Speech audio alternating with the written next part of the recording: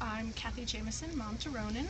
My mom is here, and she's got Ronan's baby picture. That is who I remember Ronan to be. Okay, wait 1 second. Josh, are you not ready? No, I'm rolling. Are you rolling? Okay, just stop, everyone. Now, if you're in the big Facebook circles, everyone will know who you are. You are Kathy Jameson. Kathy Jameson. You're you play a huge part in this whole community, and we're grateful for the work that you do. And there's beautiful baby. And this is Ronan now. Oops, sorry. How old is he now? 13, still nonverbal. Found out that he's got another type of seizure, and he's got a lot of medical issues. So the autism is medical, very true for our son, for his development, and the delays that he has.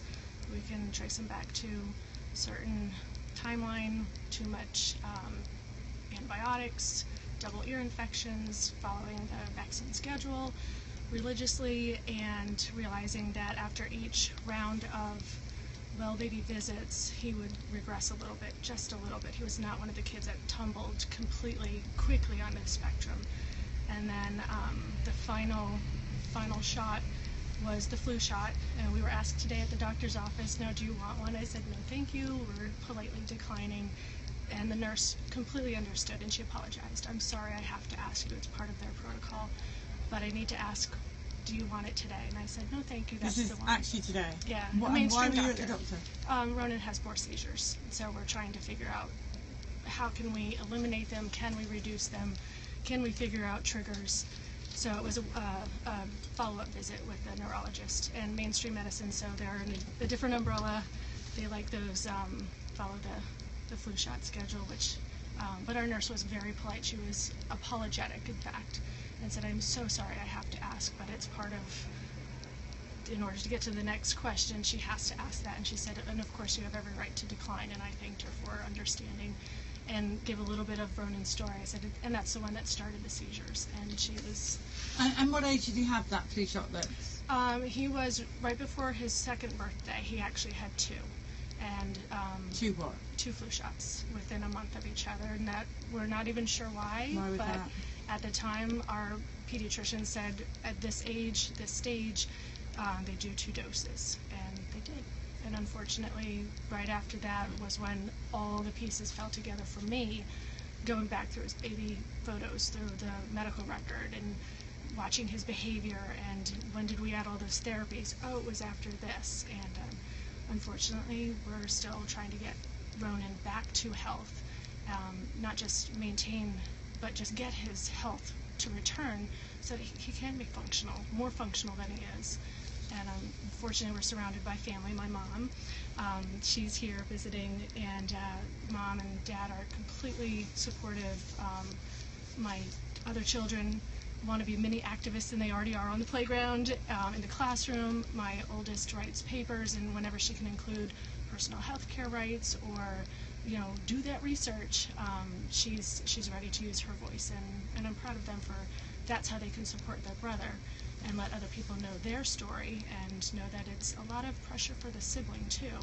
And I'm sure, Bella feels that. I'm sure Tara's other kids feel that too. So I'm excited for them to have the chance to tell the world, hey, this isn't working. And have you read the inserts of the flu vaccine? Oh, many times. And yeah. is it okay for it to be given 1 month apart to a child Honestly, under 2 years old? I didn't think to read them back then, and I haven't. Part of me wants to keep reading, but then there is that emotional. I already went through that. Well, you should definitely report that, pediatrician. I presume you're not still going back there. We don't go to that one anymore. And did you ever go back and say, "Look what you've done to my child"? I did. Yeah, and what was her response? Or his response? It was 2 female pediatricians, and it was somewhere else.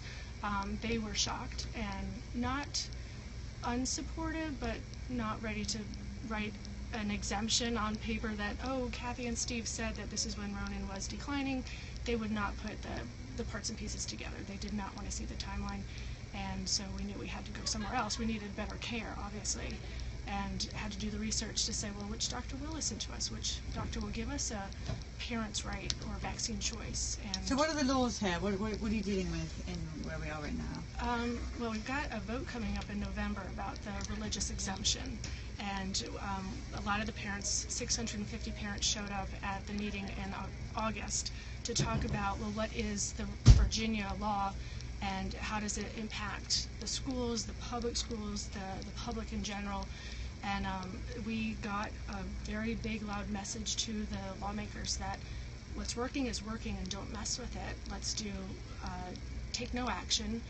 The risks are so low at this point, and let's keep going with what's working, which is maintain the religious exemption in the state and also not to mess with the medical exemptions. And I don't believe that was even on the table, but it had been talked about that there are only 2 here in the state. Right. Well, listen, I know you've got to go, but thank you so much for telling the story. Thank you again, for, thank you for what you do. Thank you for all you do.